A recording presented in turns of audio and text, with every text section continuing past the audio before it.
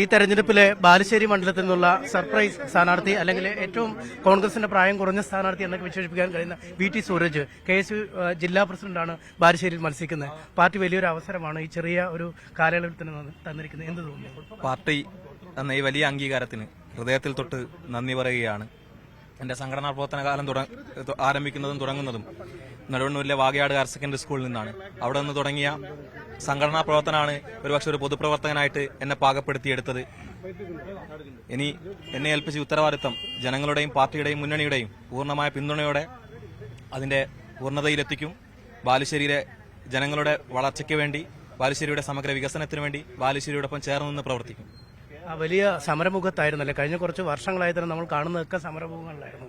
ഈ സർക്കാരിന്റെ വിദ്യാഭ്യാസ നയങ്ങൾ, മറ്റു നയങ്ങൾ, ഈ കാര്യങ്ങളിലൊക്കെ ഒരുപാട് സമരമുഖത്ത് തുടർച്ചയായി ഇറങ്ങേണ്ടി വന്നിട്ടുണ്ട്. അതിനൊക്കെ കൂടി ലഭിച്ച ഒരു അംഗീകാരമല്ലേ പാർട്ടി എത്തുന്നത്?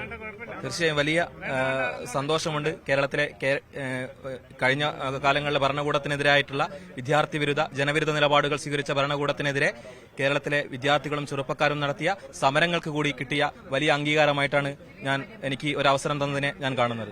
ഈ ബാലുശ്ശേരി മേഖലയിൽ കഴിഞ്ഞ തദ്ദേശ ഭരണ തെരഞ്ഞെടുപ്പിൽ വലിയ മാറ്റം, അല്ലെ, ഒരു ഇടത് കോട്ടയെന്നൊക്കെ വിശേഷിപ്പിക്കാൻ കഴിയുന്ന ഒരു ഇടമായിരുന്നു. അവിടെ വലിയ ഒരു അനക്കം സൃഷ്ടിക്കാൻ കഴിഞ്ഞിട്ടില്ലേ കഴിഞ്ഞ തദ്ദേശ ഭരണ തെരഞ്ഞെടുപ്പിലൊക്കെ? തീർച്ചയായും ബാലുശ്ശേരിയിലെ ജനങ്ങൾക്ക് എല്ലാ കാര്യങ്ങളെക്കുറിച്ചും കൃത്യമായ ധാരണയുണ്ട്. അതിന്റെ ഒരു പ്രതിഫലനമാണ് തദ്ദേശ തെരഞ്ഞെടുപ്പിൽ നാം കണ്ടിട്ടുള്ളത്.